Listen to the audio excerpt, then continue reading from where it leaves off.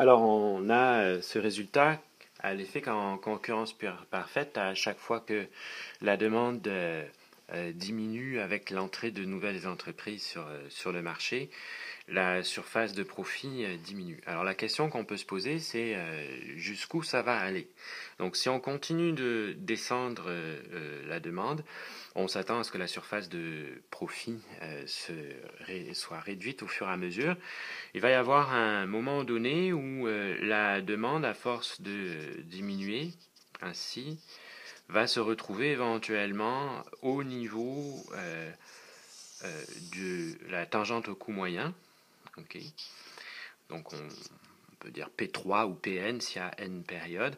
Donc la demande a continué à diminuer, éventuellement peut arriver jusqu'à la tangente au minimum du coût moyen. Alors la question c'est que vaut le profit dans ce cas-là, si jamais donc on se retrouve dans cette situation avec l'entrée d'entreprise.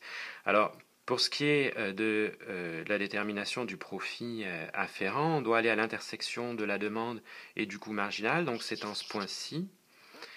Ok, donc ici on a Q3 ou Qn s'il y a plusieurs périodes qui se sont écoulées. Donc la quantité continue de, de diminuer avec la demande.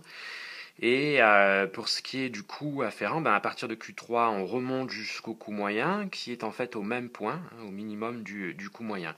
Alors c'est dire qu'en fait, la surface de recette totale, délimitée par la largeur Q3 étoile, puis P3, et la surface de coût total, lorsqu'on remonte jusqu'au coût moyen, sont les mêmes surfaces. Alors ça veut dire que le profit, en fait, converge vers zéro.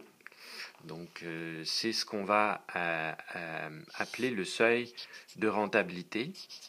Cette situation où la demande a tellement diminué qu'elle est devenue tangente au minimum du coût moyen et qu'à ce moment-là, donc, on a un profit max, mais nul du fait du nombre d'entreprises en concurrence.